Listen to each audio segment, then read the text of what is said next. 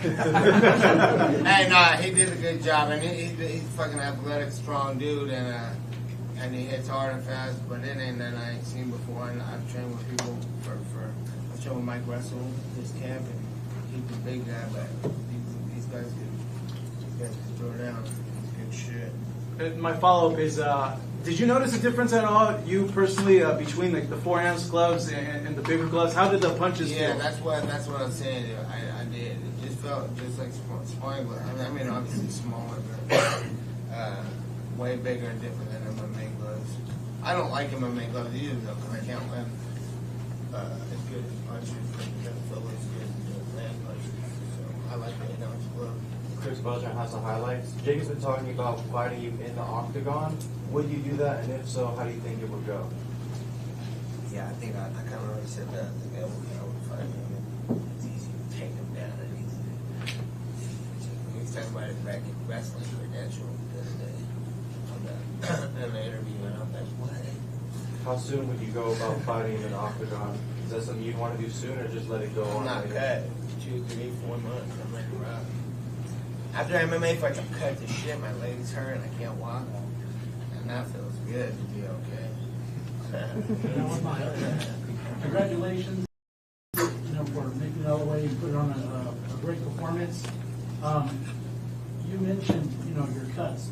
Talk about the job that Jacob Stitcher did, throughout the corner. You haven't, really been cut up or, putting the swelling down and keeping you in the fight for one more round. Yeah, shout out to Stitch. She was in there keeping me good. And, yeah, he stayed in there good. You were talking to Jake during the fight. What were you saying to him in the ring? I was just making fun of him, telling him to do more shit.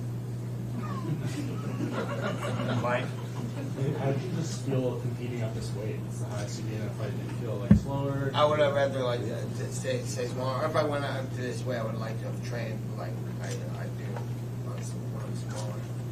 I was trying I was concerned with getting bigger and shit. I didn't think he was much bigger than me. I thought he was bigger than that. Trying to fight.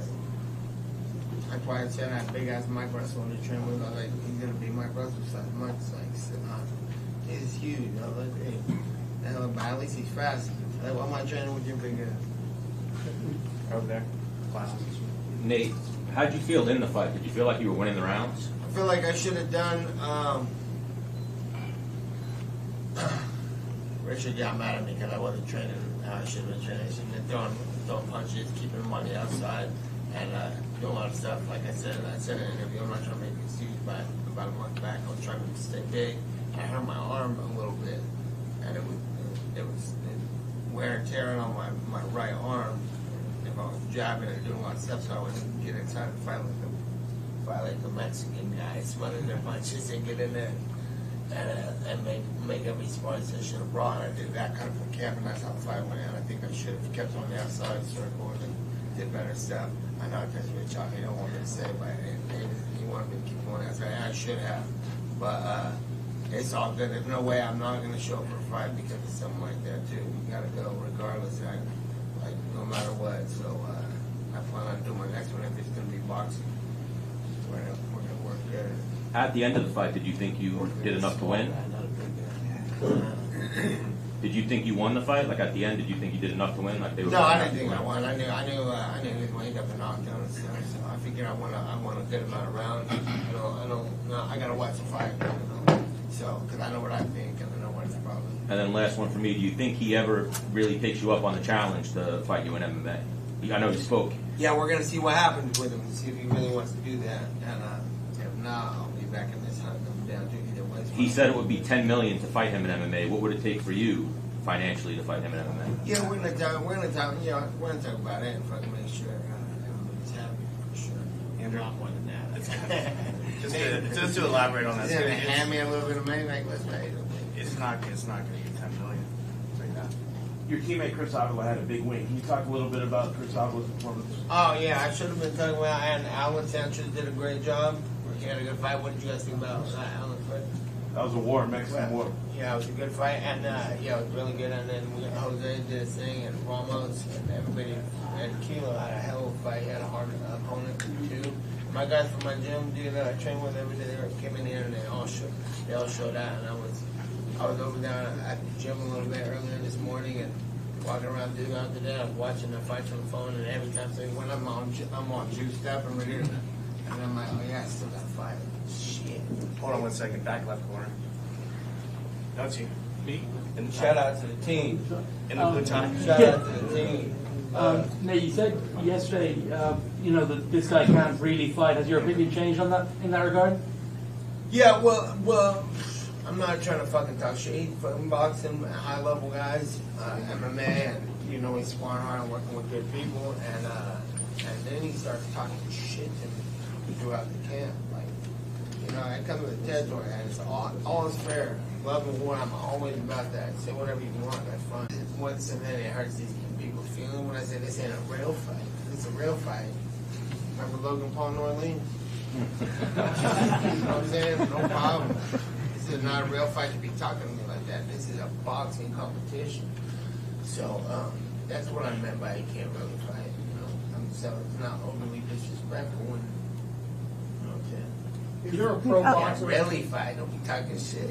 Did you see Connor's tweet? What did you think? What did he say? He basically said, not interested, and then he sent something to Sweetie, the girl who walked out with Dennis Ryan. Yeah, One for Richard Nate. Perez. What do you think? Richard, what did it mean to finally walk out, Nate? Fuck that fool. Nate, Richard, what did it mean to finally walk out Nate to a boxing match? You've been training him. I love the way he boxes. He's just, you got hurt. And so that throws you back. Whatever the level you're on, you have to slow it down. So your timing's off, and then he couldn't throw the jab very good. And that's why he got caught with the hook, because he would have dropped it. And then before that, he hurt his knee. But it's all good. He's not going to quit. He's not a quitter. Nate, sorry. Are you aware that you're a victim of the Drake curse? Because he put $250,000 down for you to beat Jake Paul. It seems as though, as you know, everybody he bets on seems to lose. So were you aware of that? Yeah, whatever. Shout out to Drake. Love for the love. I appreciate it. You know what I'm saying? What the fuck? Hey, we'll break that. 2 more questions. Is there a pro boxer? Fuck it, Kurt. Is there a pro boxer that you'd like to watch? And is there a style that you'd like to teach Nate if he continues to go forward in boxing? I like Mike Tyson. Is there a style you'd like to teach? I like Nate? his style. When he's not hurt or anything, he's awesome. What do you call that style? Well, how would you describe Nate it? Diaz style. Last question. All right, this question for both of you guys. You guys sold out the building, record cake. The crowd was obviously almost one-sided behind Nate tonight. Your career obviously isn't over, whether in MMA or in boxing. Real Fight has their own promotional show. What just happened? Hold on. Yo, turn it up!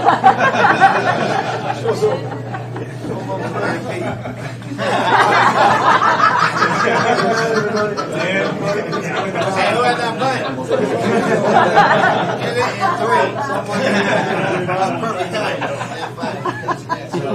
3. With as big of a performance as it was for both Nate and Real Fight tonight, would Dallas be a market you guys want to return to in the future? Is that for me?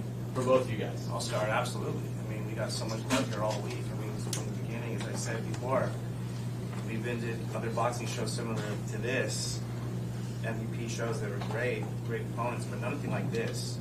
This was an event. This was a boxing show. And it was sold out and made news. And I asked you, who did Make News become?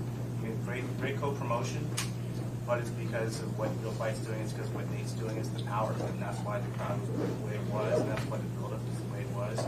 That's why the social media was because of the way it was.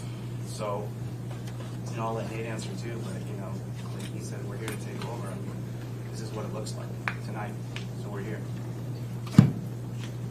So just following up on that, there were tickets available for the UFC event. There were none left here. It looks like we were selling, or this event rather, was selling at something like 450% higher or something like that than the UFC. What do you think it says about Nate's draw power that the UFC was not selling out while he was somewhere else and it was? I don't think it's a competition. I think both organizations can do really well. A lot of love for the UFC. And tonight was, a great night with a lot of long build-up for a fight that people wanted to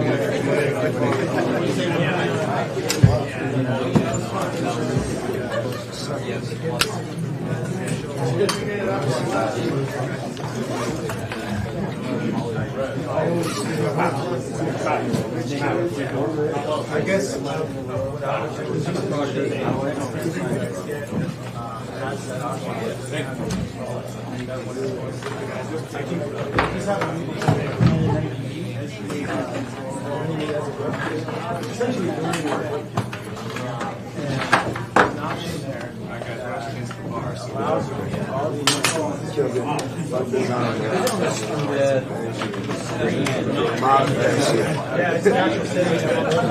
It worked out,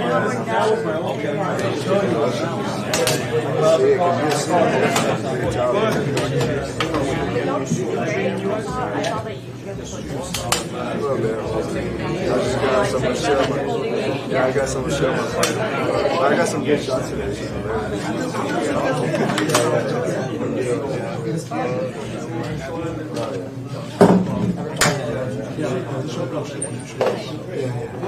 If you have anything, you shoot it first. Oh yeah, this